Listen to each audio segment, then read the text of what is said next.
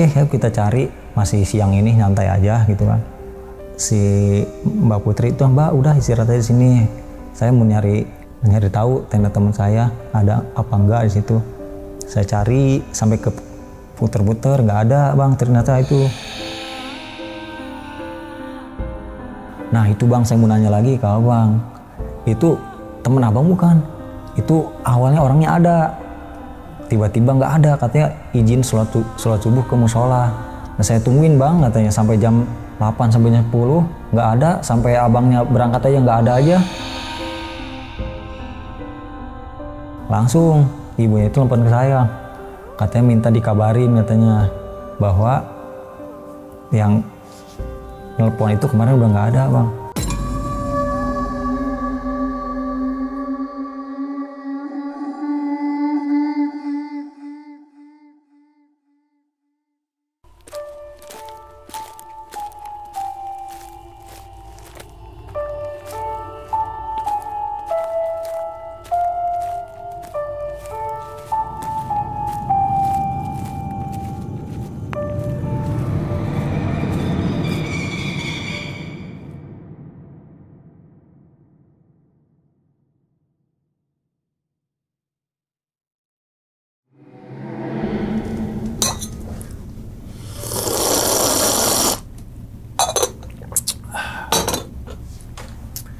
Assalamualaikum warahmatullahi wabarakatuh. Kembali lagi bersama gue Sumar Adi Wijaya atau biasa dipanggil Lumang dalam segmen Ngopi Horor. Ya teman-teman semua, pada video kali ini nih atau pada kesempatan kali ini lagi gue tidak akan membawakan sebuah cerita dan namun menghadirkan narasumber yang tentunya mempunyai pengalaman mistis ataupun pengalaman yang horor nih. Nah, di samping gue ini udah ada Bang Kidoy. Waduh, abang, gimana kabarnya bang? Alhamdulillah baik bang. Sehat bang ya?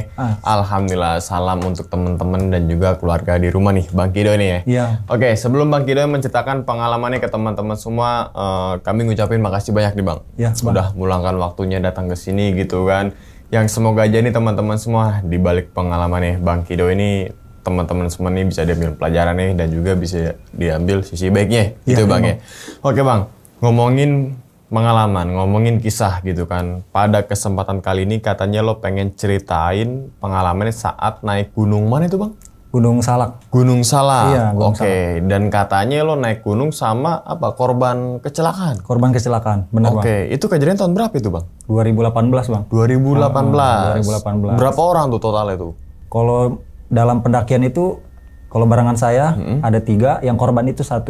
Oke, berarti totalnya kayak dari rombongan abang 3 orang gitu 3 ya? orang. 2018. Dan kalau boleh tahu tuh lewat jalur mana itu bang? Via Cimelati. Cimelati. Iya, Cimelati. Ngecamp atau tektok gitu tuh? Ngecamp, benar Ngecamp. Iya, ngecamp. Oke. Ini Gunung Salak juga biasanya jadi favorit juga gitu Iya, untuk favorit. teman-teman semua nih, misalkan pengen cari pengalaman yang baru. Oke, mungkin teman-teman Ngopi Horor nih udah penasaran bang, dan mungkin tahan dulu kali bang ya, cerita ya bang ya. Oke, dan tanpa berlama-lama lagi kita langsung masuk aja ke dalam ceritanya. Ngopi Horor segera dimulai. Diminum dulu, Ya, Bang siap. Kidoy, silakan abang. Ini kopi cuma ada di sini doang bang. Iya. Disiap bang ya? Siap bang. Oke, langsung aja kita sikat.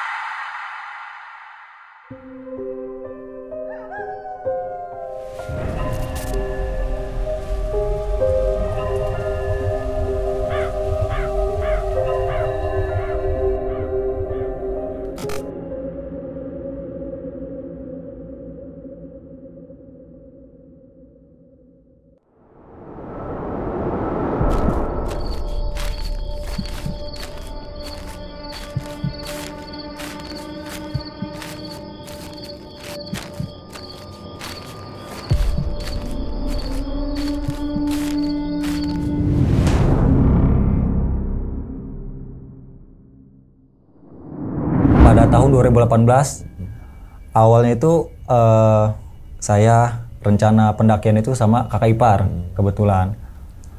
Dia itu ngeracunin saya bang, ngeracunin buat naik gunung. Dia ngajak, dia pertama ceritain pengalaman dia naik gunung. Nah saya tertarik tuh, suatu ketika saya diajak untuk naik ke gunung. Nah direncanakan itu awalnya ke Gunung Gede dulu, ternyata Gunung Gede itu tutup. Nah kita alihin ke Gunung Salak. Nah singkat cerita, setelah banyak ngobrol, akhirnya mau jadi tuh udah ditentuin tanggalnya, tetapi kakak ipar saya itu nggak jadi ikut karena halangan pekerjaan. Nah akhirnya saya berangkat sendiri bang. Saya berangkat dari rumah, saya izin dulu orang tua. Awalnya sama orang tua juga nggak diizinin bang, karena udah malam, karena kakak ipar saya juga nggak jadi berangkat. Ya namanya baru pertama kali naik ya, tapi saya nekat bang, izin ke orang tua, izin ke nenek semua, baru diizinin nggak apa-apa artinya asal selamat.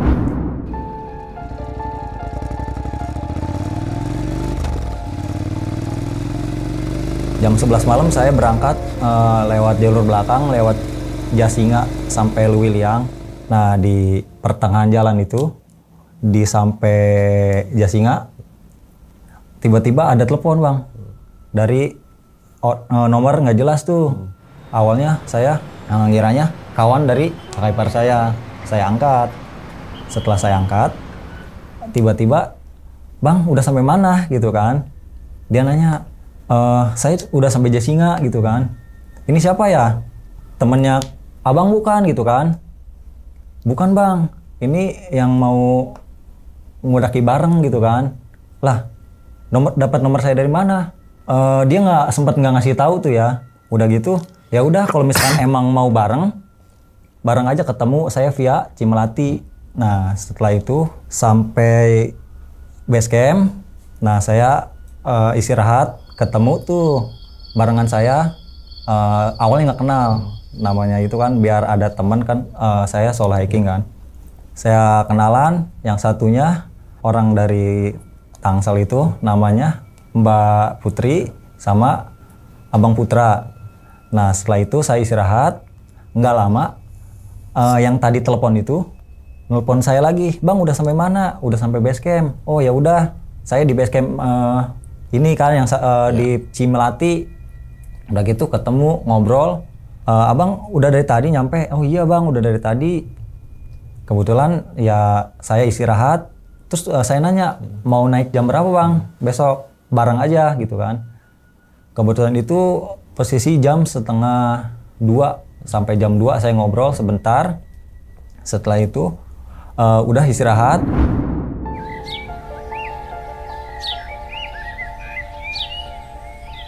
Paginya saya bangun, janjian sama yang nelpon saya. Awalnya ngizin ke saya mau sholat, ya udah nggak apa-apa kan. Nah sebelum naik saya nanya dulu sama yang jaga base camp. Saya nanya, ngeliat teman saya nggak yang tadi? Oh ngomongnya katanya mau sholat subuh dulu. Ya udah nanti paling nyusul gitu kan. Ya udah saya duluan. Kebenaran itu saya naik dari bawah itu, saya agak kesiangan karena Putri itu kebenaran dia lagi halangan itu di awal bawah itu kan. Setelah sampai pos Simaksi, regis segala persiapan, cek-cek barang dengan teman-teman yang lain sama Mbak Putri sama Mas Putra. Udah gitu saya prepare baca doa. Nah setelah itu saya melakukan pendakian itu perkiraan jam 12:30 setelah sholat zuhur. Siang ya? Siang itu. Dari kakak ipar itu bilang katanya dengar-dengar dari pendakian via Cimelati itu nggak boleh dari lebih dari jam 11. Karena yang belum berpengalaman itu bisa jadi tersesat karena hutannya itu kan terlalu rapat ya. Setelah itu ada yang yakinin Bang Putra itu pernah katanya naik ke sini, sudah berpengalaman. Nah, dan diizinin sama pihak Taman Nasionalnya kan, pihak Simaksinya itu. Nah, dan saya naik juga nggak bareng sama teman saya itu yang tadi nelpon. Dia katanya nyusul nanti katanya gitu kan.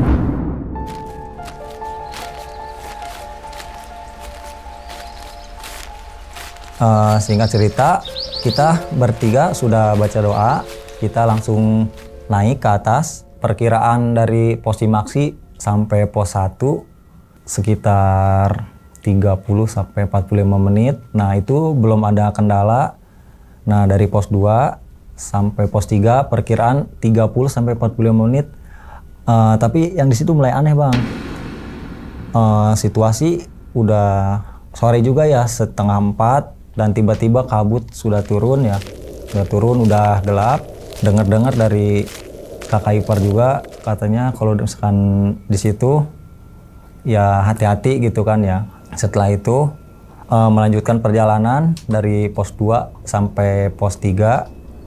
Dari pos 3 itu kepikiran tuh rombongan kita kepikiran karena Mbak itu lagi haid.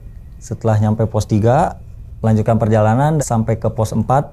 Nah, dari situ mulai beda Bang. Soalnya kayak kita dari tadi diputer-puter aja dari situ. Dari jam 4 kita dari pos 3 perkiraan sampai ke pos 4 itu ada sejam kan ya. Udah gitu kita berhenti dulu, kita briefing gimana nih lanjut apa enggak. Tambah ini Mbak Putri itu lagi merah kan, lagi haid. Setelah dirundingkan, oke lanjut aja nggak apa-apa katanya, aman, saya udah berpengalaman, kata Bang Putra itu, saya udah bisa lah nge-backup gitu kan. Oke ya udah kita lanjut.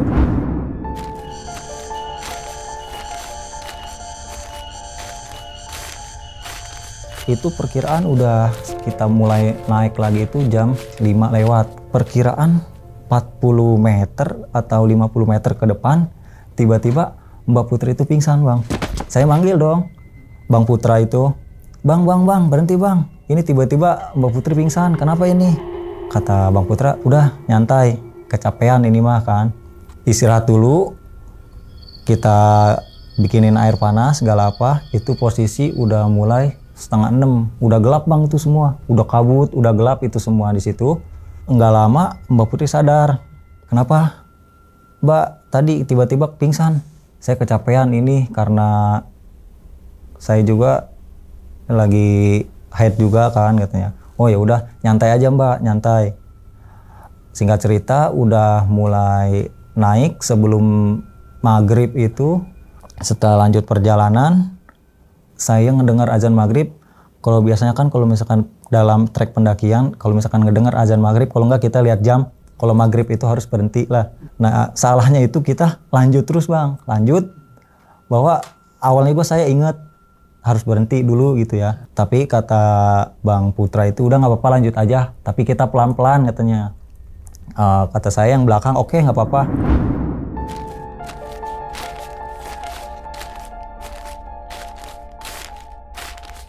Singkat cerita, kita lanjut jalan, perkiraan ada 100 meter naik, mulai ada kejanggalan. Mbak Putrinya itu kayak melamun, ngelantur segala apa, kecapean, ngomong segala ya capek, mau balik aja hayu. Terus sempat Bang Putra juga dia bilang, udah nggak apa-apa pelan-pelan aja, bentar lagi sampai kok pos 4 gitu kan, itu tempat camp kita. Singkat cerita kita lanjut naik. Setelah itu Mbak Putri itu kondisinya nambah parah, udah lemes, mau nggak mau ya paling kita ngederin tenda atau ngelanjutin. Nah kita rembukin dulu, setelah dirembukin ternyata harus nyari tempat lahan buat ngederin tenda, 2 tenda itu. Nah saya sempat kepikiran juga, kata kakak ipar saya, ada tuh suatu tempat, ada tanah buat kayak 2-3 tenda itu katanya jalur evakuasi yang dulu itu korban Sukhoi, kapal Sukhoi yang nabrak tebing. Nah tapi saya nggak tahu kan, namanya saya pertama kali naik, saya sempat bingung juga di mana tempatnya ya. Lah nggak apa-apa lah kalau misalkan ngecamp di situ juga, kita datang baik, pasti disambut juga sama yang penunggu situ baik. Nah singkat cerita ketemu tuh tempat camp. Nah udah yang lain masang tenda, saya masak. Setelah itu singkat cerita sampai ke tempat yang buat kita ngecamp itu di tanah lapang itu perkiraan jam 7:30 itu. Udah itu kita beres-beres segala, ganti. Saya sempat ngobrol juga sama Bang Putra, Bang gimana ini malam kita rolling, kita apa tidur semua? Kalau bisa kita rolling aja, tidur 2 jam gantian gitu kan. Takut Mbak Putrinya kenapa-napa, soalnya kan kondisinya lagi haid juga. Soalnya jangan main-main kalau Gunung Salak katanya. Penunggunya ya masih agak beda lah gitu kan.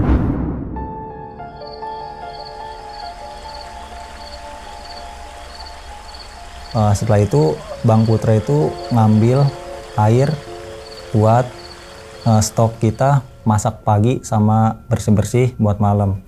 Nah singkat cerita, setelah itu Mbak Putri dalam, dia setelah ganti baju, beres-beres tenda juga buat dia tidur. Setelah itu singkat cerita, tiba-tiba Mbak Rika itu kayak teriak, "Bang, tolong." Saya panik dong, langsung saya buka tendanya. Saya nanya, "Kenapa Mbak?" "Ini tadi saya lagi santai, lagi tiduran, tiba-tiba ada yang ngebuka tenda Bang."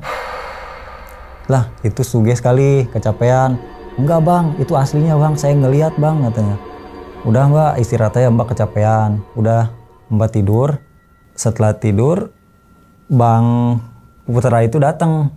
Setelah ambil air, udah sepakat Bang Putra duluan tidur, udah istirahat.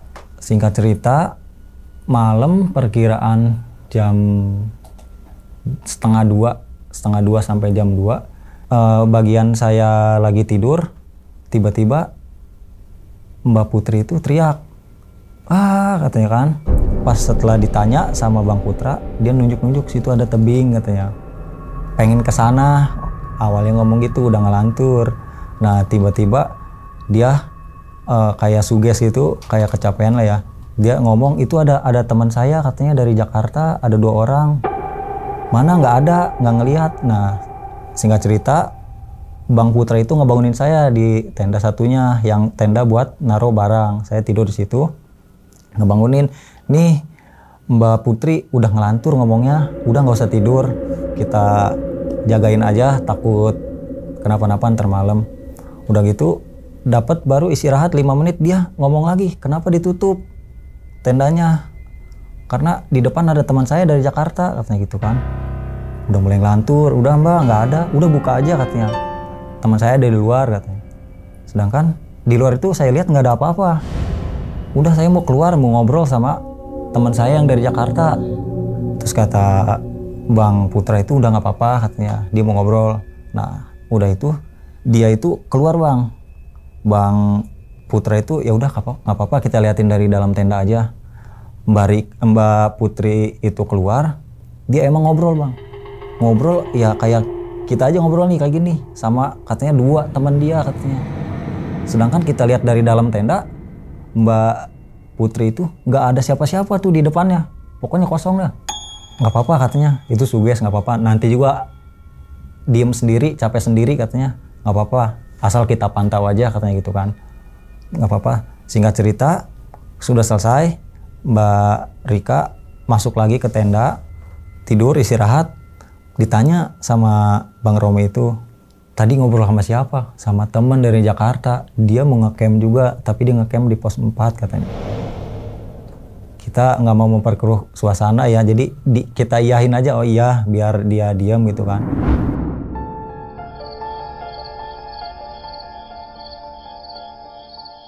Singkat cerita, berdua kita ngobrol-ngobrol di luar sebelum kita tidur, ngobrol.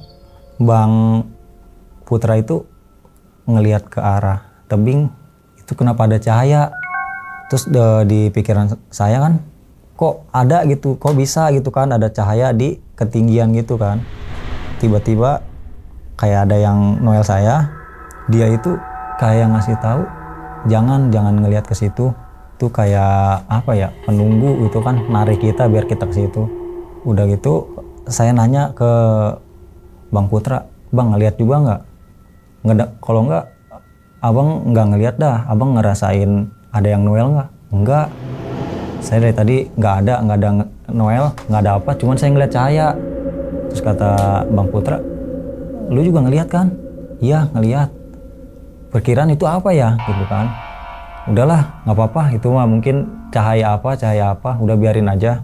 Nah singkat cerita jam setengah 3 itu mulai tadinya mau istirahat, kita berdua tidur. Nah tiba-tiba di atas itu kayak suasananya aneh bang, kayak ada angin gede tiba-tiba, terus kayak ada suara yang ketawa gitu bang, saling tatap-tatapan sama Bang Putra. Bang, denger gak? Iya denger. Gimana ini kita? Diem aja kan. Ya udah biarin aja, ayo masuk. Tapi kita satu tenda semua ya, kita tidur.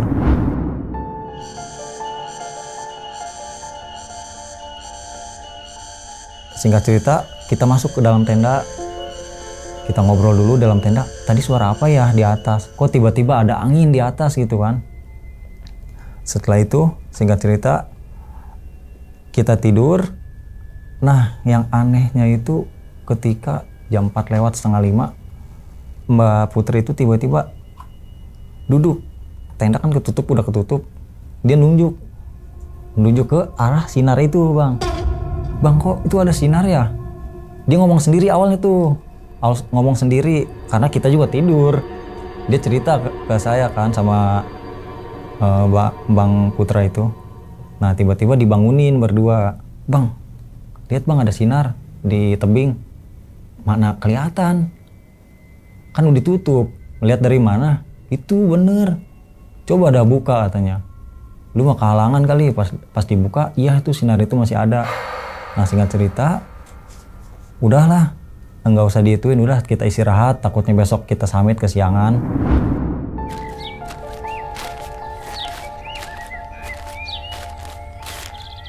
Kita pagi itu kesiangan, kira-kira jam 10 gitu kita baru summit. Jam 10 kita summit, kita pertimbangin dulu sama Bang Putra. Bang, gimana itu bang? Ini kondisi Mbak ini masih drop. Ya udah gini aja, kita nanya aja Mbak, siap nggak naik? Kalau misalkan dia siap, kita pelan-pelan aja naiknya. Singkat cerita, kita udah nanya, oke, naik. Nah dan ternyata dari tempat kita ngecamp sampai ke pos 4 itu perkiraan cuman setengah jam bang.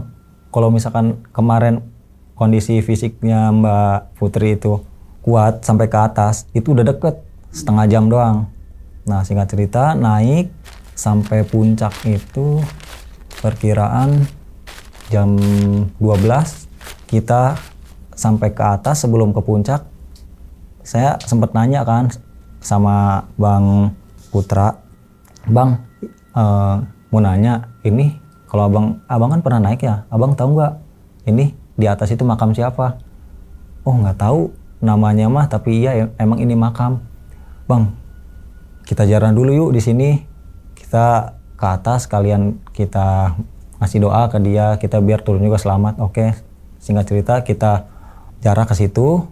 Selesai dari situ kita naik ke puncak. Perkiraan di puncak itu cuman setengah jam kita foto-foto.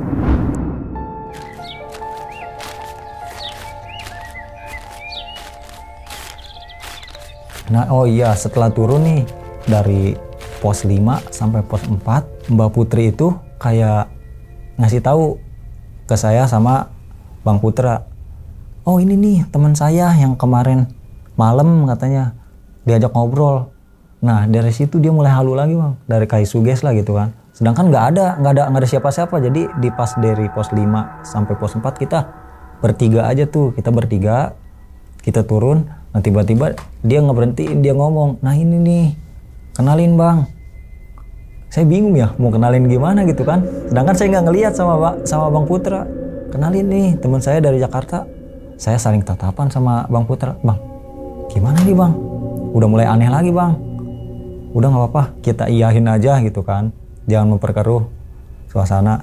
Ya udah setelah itu kita iyahin, kita belaga senyum aja biar dia nggak ngelanjut gitu kan. Kita setelah itu singkat cerita kita dari ngobrol itu sampai pos 4. Nah dari pos 4 itu kita makan dulu situ, kita istirahat. Kita habis makan ketemulah sama yang di base camp itu bang, yang teman saya yang nelpon itu di situ. Dia nanya ke saya, ih bang udah puncak? Iya, abangnya udah naik. Belum, saya baru mau naik. Nah, singkat cerita saya ngobrol di situ. Saya nanya, "Bang, abang setelah sholat subuh itu abang naik jam berapa?" "Pokoknya saya setelah sholat subuh saya naik langsung." "Nah bang, saya juga aneh bang," katanya. Ngomong ke saya, "Kenapa bang?" "Saya di pos 2 diputer-puter aja." Saya nanya kan ke teman saya yang nelpon itu, "Abang ngecamp di mana emang?" "Saya ngecamp di pos 2. "Nah, tadi saya lewat pos 2 nggak ada tenda bang, di sebelah mana?" "Di pinggir trek bang saya ngecampnya." Ntar. "Abang naik jam berapa?" "Habis sholat subuh." Nah, sedangkan saya naik dari pos Simaksi itu perkiraan habis zuhur bang. Tapi nggak ada. "Oh itu saya ngecampnya di pinggir-pinggir situ, tapi masih di itu juga." "Oh iya. Nah, singkat cerita, nah dia ngelanjutin tuh perjalanan ke puncak. Orang yang ketemu, yang telepon saya itu. Saya sudah makan. Nah di tempat pos 4 itu, tempat camp. Setelah itu turun ke tempat camp. Beres-beres di situ, sudah selesai. Melanjut perjalanan ke pos Simaksi. Nah di perjalanan juga saya sempat mikir, coba yuk, kan tadi teman saya nih, dia ngomong katanya dia ngecamp di pos 2. Iya ya, ya udah kita cari yuk coba, katanya kan. Tendanya di pos 2, lagian masih sore juga kan, masih siang juga. Perkiraan itu saya setelah beres-beres di tempat camp itu, perkiraan itu jam 3, masih agak siang.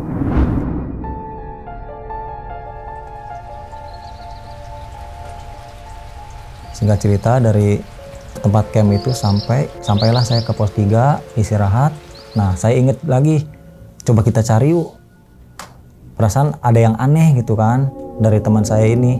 Masa iya dia naik dari setelah subuh, dia katanya ngecampnya di pos 2, sedangkan kita kan ngelewatin itu pos 2, tapi kita nggak ngelihat nih ada tenda gitu kan.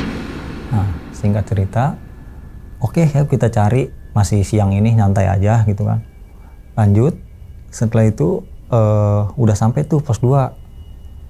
Si Mbak Putri itu, "Mbak udah istirahat aja di sini, saya mau nyari tahu tenda teman saya ada apa enggak di situ." Saya cari sampai ke puter-puter, nggak ada bang, ternyata itu nggak ada tenda sama sekali. Soalnya kan tempat campnya juga kecil kalau pos 2 kan, nggak terlalu gede. Setelah itu kita lanjut ke pos Simaksi. Nah saya juga penasaran kan, dari pos Simaksi itu saya nanya ke pos yang Simaksi, "Bang, apakah ada atas nama ini naik di jam segini?"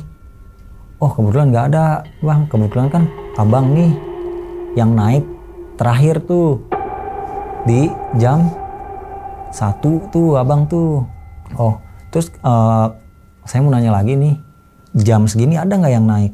Perkiraan dari habis subuh sampai jam 8 lah." "Oh nggak ada, itu ada juga katanya jam 8. "Coba bang lihat datanya." Pas saya lihat datanya, oh ternyata nggak ada nama teman saya itu di situ. Saya lihat yang teman saya yang telepon itu nggak ada namanya. Nah dari situ mulai aneh kan, orang apa bukan. Masalahnya satu, tenda nggak ada. Kedua, dari pagi juga nih udah ngilang dia, katanya mau nyusul sampai ke atas. Terus di setiap tempat camp, setiap pos kita cari kan, kita lihat lah, kita cek ada nggak nih orangnya. Biasanya kan setiap pos pasti ada gitu kan. Singkat cerita, sampai base camp, kita istirahat tuh. Setelah sampai base camp masih dipertanyakan dong, nanya juga nih sama penjaga base campnya, "Bang, yang subuh itu ada nggak bang? Balik lagi nggak ke sini yang sholat subuh?" "Nah itu bang, saya mau nanya lagi ke abang, itu temen abang bukan? Tunggu, itu awalnya itu tiba-tiba telepon ke saya, nomor baru. Nah itu bang, tadi juga si ibu base campnya nanya, itu awalnya orangnya ada, tiba-tiba nggak ada, katanya izin sholat subuh ke musola." Nah saya kasih tahu aja musola di bawah kan, katanya ntar mau balik lagi. Nah, saya tungguin bang katanya sampai jam 8 sampai jam 10 nggak ada, sampai abangnya berangkat aja nggak ada aja.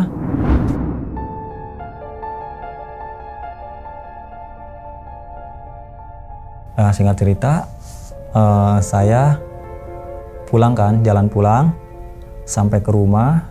Nah, kita pisah sama rombongan. Nah, dan ketika di rumah dalam jangka waktu perkiraan 1 bulan, nomor yang kemarin itu telepon saya lagi, ngabarin. Saya angkat. Saya mau nanya kan sekalian, lu kemana gitu? Dari pendakian kemana? Nggak ada gitu kan. Saya mau nanya tuh, kok aneh banget nih gerak-geriknya. Saya nanya, saya angkat, tiba-tiba yang ngangkat itu ibunya. Kata dia, Assalamualaikum, katanya. Ini apa benar Bang Kidoy? Oh iya, ini siapa ya? Ini ibunya. Ibu siapa? Yang kemarin nelpon abang katanya. Kok ibu bisa tahu nelpon saya? Iya, soalnya anak saya itu awalnya mau naik gunung tapi nggak diizinin sama saya, tapi dia maksa naik. Singkat cerita, oh iya bu, terus gimana? Ada nggak orangnya? Saya mau nanya nih, kemarin kok tiba-tiba di track hilang-hilang aja, nggak bareng, ngomongnya mau bareng. Nah itu bang katanya, saya mau ngasih tahu, saya mau ngabarin bahwa anak saya kemarin itu sebenarnya nggak naik gunung sama abang katanya. Nah, aneh dong saya sempat mikir juga. Nah, kemarin yang ketemu sama saya siapa? Terus saya nanya ke ibunya, emang kenapa bu anak ibu? Anak saya kecelakaan tunggal katanya, jatuh dari motor. Nah itu juga ketemunya itu sama warga sekitar lewat. Ketemunya itu perkiraan malam jam 1 sampai jam 2. Nah saya ngomong dong, dia itu nelpon saya bu, kasih tahu kan ke orang tuanya nelpon saya. Nah berarti itu udah kecelakaan bu? Iya, ngomongnya itu udah kecelakaan bang. Ibunya bilang, itu berarti bukan anak saya katanya. Aduh, saya jadi merinding kan ngedengarnya. Singkat cerita, ibunya bilang kecelakaan di daerah Cigombong. Soalnya dia orang Sukabumi. Dia naik gunung, emang nggak diizinin tapi dia maksa naik. Ibunya udah nggak ngizinin tapi dia maksa tetap jalan. Nah akhirnya dia kena sendiri, dia kecelakaan. Ibunya juga udah makasih juga gitu kan ke saya, karena saya dimimpiin katanya sama anaknya, katanya kalau misalkan itu telepon ke nomor ini katanya. Dan saya buka, tiba-tiba ada nomor abang nih. Saya teleponin nih satu-satu, ada nomor 3 katanya yang dihubungi sama dia. Pada saat malam itu, jamnya juga jam segitu bang. Katanya jam 1-an. Jam 1, jam 2, jam 3 tuh yang nelpon pertama nelpon ke saya. Nggak tahu tuh nelpon yang 2-3-nya itu nelpon ke siapa. Awalnya ditelepon katanya ke temennya. Oh enggak katanya. Dia sempat ngajak naik gunung juga, tapi saya nggak bisa. Nelpon kedua, nelpon ketiga. Nah nelpon yang pertama itu nelpon saya. Nah langsung ibunya itu nelpon ke saya. Katanya minta dikabarin katanya bahwa yang nelpon itu kemarin udah nggak ada bang. Nah iya, makanya saya juga aneh juga, kok bisa ya, sedangkan nomor saya nggak dipublis. Tiba-tiba yang anehnya itu jam 1 malam tiba-tiba ada yang nelpon nomor baru. Saya kira kan itu nomor teman abang ipar saya kan. Singkat cerita, udah itu ibunya minta maaf ya, katanya udah direpotin. Terus katanya sempat ketemu juga sama anak saya di gunung walaupun bukan dia katanya. Udah minta maaf. Selanjutnya ibunya itu bilang, ini juga ada adenya katanya pengen naik gunung, maksa banget naik gunung. Terus saya pesanin bu, kalau misalkan nggak diizinin sama ibu, diusahain lah jangan sampai anaknya maksain, takutnya kejadian yang nggak diinginkan kayak abangnya terulang gitu kan. Nah dan pendapat saya sih kalau misalkan kayak terutama kaum perempuan kalau misalkan posisi lagi haid kan ya, usahain safety gitu kan, walaupun mau naik gunung mau maksain boleh nggak apa-apa, tapi hati-hati dan temennya juga yang paham, karena ya pengalaman saya kemarin kayak yang digangguin aja bang. Pertama disasarin, kedua ya adalah kejanggalan gitu kan, kayak diketawain, kayak dia suges segala apa, terus dia itu yang bikin aneh, dia ngobrol sendiri gitu sedangkan nggak ada. Nah mungkin dari situ juga ya efek dari, karena dia lagi capek, karena tambah lagi head juga kan. Intinya satu lagi, kalau misalkan kita izin ke orang tua, kalau kita nggak diizinin usahain jangan maksain gitu ya, jangan maksain, takut ada kejadian yang nggak diinginkan sama kita juga ya bang. Iya betul.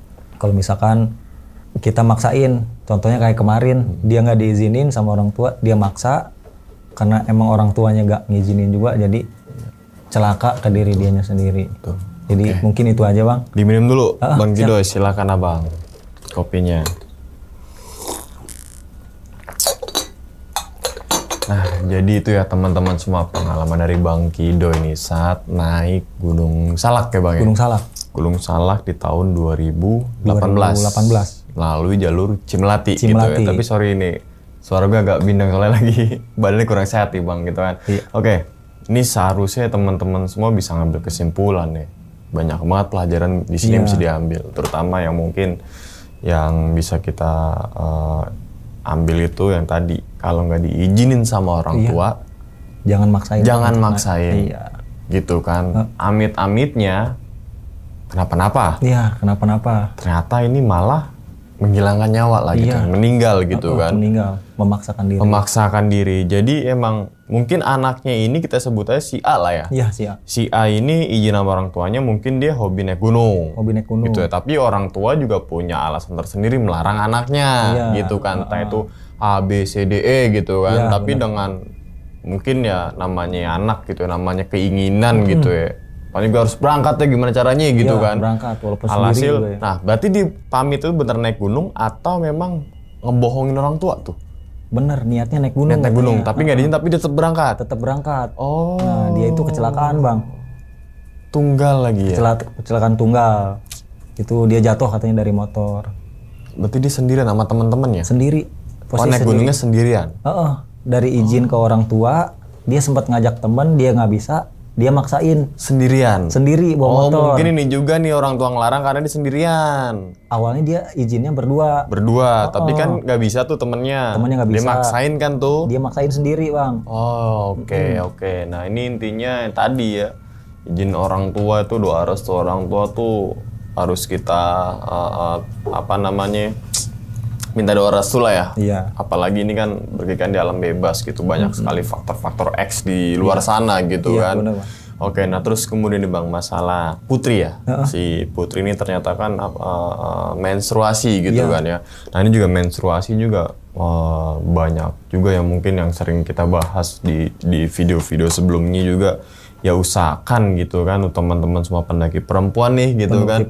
Kalau lagi datang bulan usahakan tunda dulu gitu kan. Bukan masalah di mistisnya, bukan masalah di gaibnya, tapi masalah kesehatan diri sendiri gitu kan. Yang dimana kalau naik gunung sebenarnya sih tidak ada larangan sebenarnya untuk tertulis ya, misalkan pendaki perempuan gak boleh naik gunung. Yang tahu kan kita juga sendiri gitu kan. Jadi ini bisa disambungkan dengan masalah kesehatan juga kan, yang dimana perut lagi melilit dan sebagainya, beraktivitas berjalan berjam-jam gitu kan, ujung-ujungnya nanti halusinasi, kecapean, hipotermia dan lain sebagainya gitu kan, malah memperburuk keadaan gitu kan ya. Oke, nah terus yang dilihat sama Putra kan ada sebuah lerengan tuh, ada apa, lampu sinar ya, sinar itu bang, si Putra ini sempat ngobrol ke abang nggak, bahwasanya sinar itu kayak semacam apa gitu bang.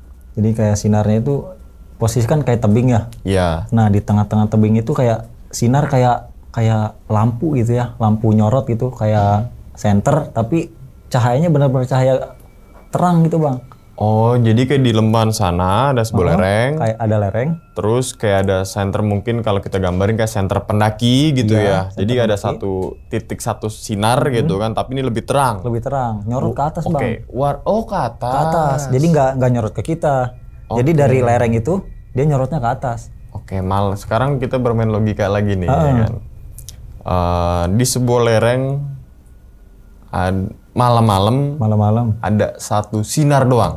Satu sinar itu. Misalkan itu pendaki, ya kayaknya nggak mungkin ya. Iya, benar Bang. Atau mungkin itu pendaki misalkan ya kita logika misalkan itu pendaki dulu deh ya kan. Misalkan dia rombongannya 3 orang tapi satu yang bawa senter misalkan gitu kan. Tapi nggak mungkin juga. Iya, tapi kalau dari logika sih itu lereng. Soalnya kayak itu lerengnya bekas lereng kayak Sukhoi itu Bang. Kayak kejadian kapal Sukhoi yang tebing lah gitu ya, ada tebingan lah ya. Oke. Ya mungkin logika kita mungkin itu pendaki, tapi kok pendaki nyenternya ke atas misalkan. Itu gerak Kak. Misalkan itu kita asumsikan itu pendaki lagi jalan gitu kan. Seharusnya kan pendaki kan gerak ya. Gerak ya. Terus kadang nyorot kanan, nyorot kiri gitu. Tapi itu ke atas aja udah? Ke atas aja itu nyorotnya. Warna sinarnya apa Bang? Warna kayak putih ke kuningan gitu Bang. Kayak center sewajarnya aja. Bukan yang aneh-aneh misalnya biru atau merah, kuning, hijau, reggae gitu enggak. Nah, kalau merah, kuning, hijau berarti anak reggae. Tapi kalau biru dan Adela. Iya. Di situ. Benar. Dangdut itu kan biasanya lampu sorotnya gede gitu. Nah, terus kemudian si Putri nih ketika malam-malam itu kan ngebuka tenda tuh ya. Bahwasanya di luar ada kawannya dari Jakarta. Berdua itu. Berdua. Tapi yang Abang lihat ada gak? Nggak ada Bang. Satu pun? Nggak ada satupun. Pendaki lain mungkin? Nggak ada. Posisi udah malam juga itu. Atau mungkin si Putri ini sempat tanya gak Bang ya? Emangnya janjian naik Gunung Salak misalkan gitu kan, temennya nyusul, tapi nggak ada? Nggak ada. Tiba-tiba doang itu, tiba-tiba aja dia ngomong ada temen di luar katanya dari Jakarta gitu. Tapi nggak ada ya? Nggak ada. Dia sempat ngobrol, kita liatin, kita pantau. Ngobrolin apa dia? Kayak ngobrol biasa atau gimana? Ngobrolnya nggak jelas Bang, kayak ngomong biasa aja gitu. Kayak ngobrol ya nanya kabar gimana gitu ya. Terus kayak ngobrol detailnya mah nggak kedengeran Bang. Kayak ngobrol bisik-bisik aja gitu. Kebayang. Tapi ternyata nggak ada tuh. Nggak ada itu. Dia ngobrol sendiri aja. Ketawa sendiri aja gitu. Kayak senang sendiri aja. Itu ya mungkin dari lagi mens itu dia tingkat halusinasinya gitu kan, kesehatan. Dan ini juga tadi masalah hipotermia juga kan ya. Bahkan beberapa bulan terakhir banyak beredar tuh di Instagram pendaki itu ya. Hipotermia, semua gitu kan, ya kan? Ada yang bilang hipotermia berjamaah, padahal mah dia lagi kedinginan pakai emergency blanket gitu kan. Ada juga yang pendaki meninggal karena hipotermia gitu kan.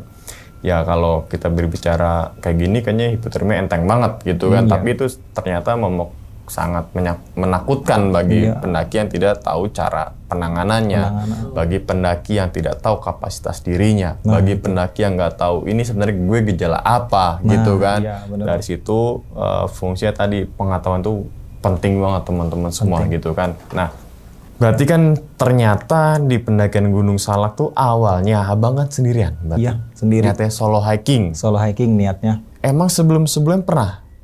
Sebelum naik gunung seorang diri gitu? Atau mungkin dari rumah sendirian berharap di base camp ketemu rombongan pendaki lain gitu? Nah iya kayak gitu, dari rumah sendiri.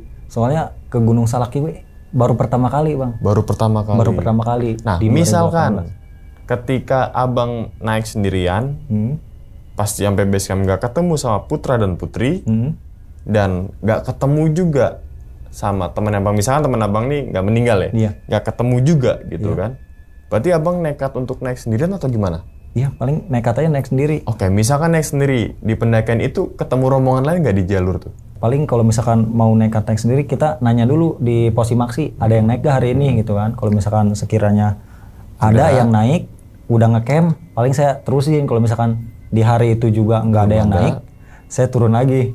Tunggu mungkin besoknya lagi. Besok lagi, gitu paling gitu. Nah, ini juga nih jangan sampai teman-teman semua untuk naik gunung seorang diri. Takutnya ketika teman-teman semua di alam bebas sana terus kemudian cedera dan sebagainya, nggak ada yang tahu, rekannya minta pertolongan juga dia lagi sakit juga gitu kan.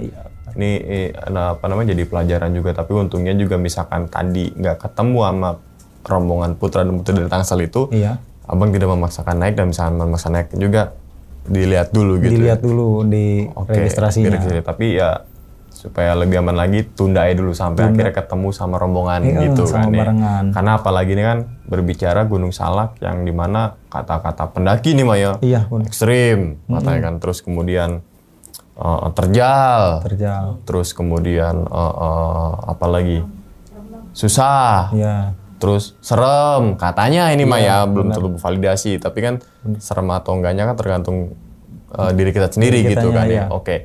Nah, berarti untuk di gunung-gunung ini belum pernah solo hiking juga tuh bang? Setelah itu udah. Oh udah. Setelah di Gunung Salak? Setelah Gunung Salak sudah. Oke. Apakah kalau naik gunung solo hiking tuh selalu nemuin hal-hal mistis gitu bang? 1-2 kali mah ada. 1-2 kali mah. Tapi nggak setiap naik gunung itu sendirian selalu nemuin mistis gitu ya? Nggak terlalu. Oke. Apa sih bang sensasinya solo hiking atau mendaki seorang diri gitu? Bener-bener maksudnya seorang diri tuh di trek tuh bener-bener nggak ketemu rombongan. Ditempatkan tuh bener-bener sendiri. Kan sekarang kan kalau hari weekend dari rumah sendiri pun sampai sana rame. Ketemu gitu kan? Ketemu rombongan. Sensasinya bang? Pengen tenangin diri aja gitu kan. Awalnya naik sendiri, sensasinya ya karena penasaran juga ya, karena ngedenger nih dari cerita temen katanya ke gunung ini mistisnya parah. Mistisnya bener-bener gitu kan, bener-bener ya bikin orang takut. Nah saya itu orang penasaran bang, jadi pengen ngelihat, pengen ngalamin misalkan ada kejadian apa gitu kan. Nah dan ternyata ya biasa aja gitu kan, nggak ada yang parah kejadiannya. Terus kemudian yang akhirnya kan ketemu sama si A ini ya, yang udah meninggal ini kan di pos 4 pas turun. Pos 4 pas turun. Keadaan si A ini gimana itu bang? Ya biasa aja bang. Biasa aja kayak sehat-sehat aja. Pakaian pendaki gitu ya? Pakaian pendaki, tapi nggak bawa carrier dia, soalnya dia ngecamp di pos 2. Dia kayak summit. Oke, misalkan itu beneran teman abang, ya tadi juga bener juga sih di pos 2 harusnya ada tuh tenda. Iya, soalnya dia. Karena di pos 2 tuh space-nya kecil loh. Space-nya kecil. Kecil itu. Apalagi setiap pos kan kita pasti berhenti. Pasti berhenti kan. Pasti ngerokok, pasti mata itu lihat kemana-mana, ya gak sih? Hal gitu baru kan. ya, pengen tahu. Iya, pengen tahu. Wah tuh ada tenda pendaki mana itu orang itu gitu kan. Tapi ini nggak ada sama sekali. Nggak ada sama sekali di pos 2. Oke. Itu pokoknya pas di pos 2 dilihat-lihat juga nggak ada sama sekali. Nggak ada tenda, nggak ada orang gitu. Nggak ada sama sekali. Oke, ini kan ada juga beberapa pendaki yang ketika naik Gunung Salak kan, gue cuma cukup sekali aja deh. Ada juga yang, gue nggak mau deh naik Gunung Salak. Iya. Ya kan, ada juga nanti deh. Iya. Ada juga nanti nunggu barengan deh, ada lagi apalah banyak nantinya gitu kan. Iya. Bagi abang sendiri nih, ketika ngalamin kejadian kayak gitu, kita singkirin dulu kejadian horornya ya. Tapi secara trek jalur pendakian Gunung Salak Cimilati, abang kapok kak? Enggak sih bang. Enggak? Oke. Malah pengen naik lagi gitu. Di Cimilati lagi atau di jalur yang lain lagi? Cimilati lagi. Cimilati lagi. Soalnya dengar katanya itu kan bekas evakuasi kan, korban yang dulu itu Sukhoi. Jadi pengen aja lewat situ lagi. Nemuin Sukhoi? Ya, nemuin Sukhoi juga nggak apa-apa tuh, boleh. Jangan terundang lagi di sini ya. Iya. Oke, berarti intinya adalah tidak kapok, nggak kapok gitu ya. Yang tadi bukan kapok karena horor, tapi dalam arti jalur pendakiannya gitu kan. Ada juga kan, gue kapok naik gunung misalkan Merbabu karena begini-begini. Gue kapok naik Gunung Cermek karena begini-begini. Jalurnya ya, bukan mistisnya gitu. Tapi ya sebenarnya adventure itu kan no limit gitu kan. Di situ ada tantangan ya kita coba gitu kan. Itu beneran petualang sejati gitu kan. Jangan ada yang kapok gitu kan. Jangan sampai ada kata lontaran, gue kapok, gue males, gue gini-gini, jangan ya kan. Berarti lo bukan petualang sejati lo, gitu ya kan. Oke. Kalau lo nanya ke gue, lo naik gunung lagi bang? Kagak, ntar dulu. Gue break dulu, gue nggak kapok, gue nggak kapok. Tapi waktunya belum tepat. Waktunya. Gitu. Ngambil waktunya itu agak susah gitu. Ya? Untuk teman-teman saya mempunyai waktu, silakan naik gunung sebanyak mungkin gitu kan. Nanti pasti ada waktunya untuk gantung keril dulu dan sebagainya gitu kan. muda berkelana, tua bercerita. Ya, oke. Jangan tua berkelana, muda diem aja. Oke. Tapi tetap mau bepergian kemanapun tetap pengetahuan juga ya dan juga safety itu. Oke bang, satu kata untuk Gunung Salak bang. Mistisnya mantap, jalurnya mantap. Coba beberapa kali, jangan hanya sekali. Oke. Itu yang mantap. Berarti mantap ya, intinya tuh mantap. Intinya mantap banget itu. Mantap mancing mania. Itu nyambung juga.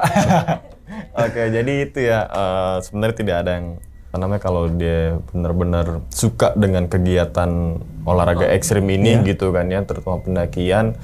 Sebenarnya di jati diri itu harusnya nggak ada namanya rasa kapok, justru malah ingin mencoba lagi lagi gitu kan. Oke, sebelum ditutup bang, videonya bang, mungkin abang punya pesan nggak bang untuk teman-teman semua yang lagi nonton di rumah nih bang?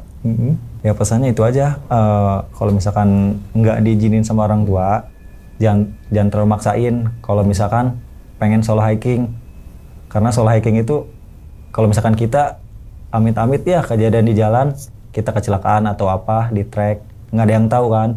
Kalau misalkan walaupun kita nggak diizinin sama orang tua, kalau misalkan ada teman, nah teman kan bisa ngabarin gitu ya ke orang tua. Dan yang kedua, buat kaum perempuan yang pendaki perempuan, kalau misalkan lagi haid, diusahain jangan terlalu maksain buat naik. Kita harus bisa mengukur kemampuan kita. Misalkan kalau kita lagi haid, kita misalkan sanggup naik, nggak apa-apa lanjutin. Tapi dengan satu catatan, harus sama yang udah berpengalaman naiknya, biar kalau ada apa-apa bisa nge-backup.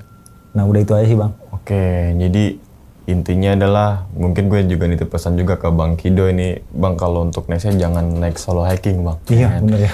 Mungkin abang lagi dikasih belum dapat apesnya gitu bener. Kan. Pokoknya intinya adalah solo hiking bagaimanapun alasannya gue sangat tidak setuju, bahkan pihak Basecamp pun kan ada juga yang naik gunung minimal 3 orang, 4 orang, 5 orang, itu juga ada alasannya gitu kan. Takutnya tadi teman-teman semua misalkan Bang Kido apalagi belum pernah naik gunung tuh nyasar, takutnya amit-amitnya ya apesnya gitu kan, nanti minta kejelasan dari mana gitu kan ya.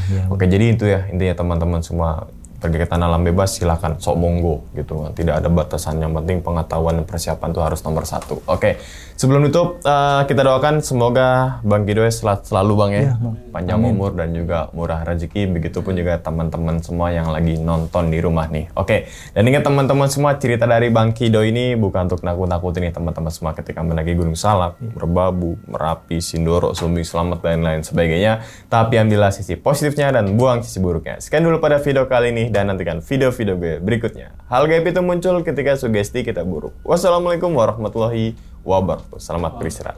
Bang Kido, thank you banget nih bang. Alhamdulillah. Bungkus.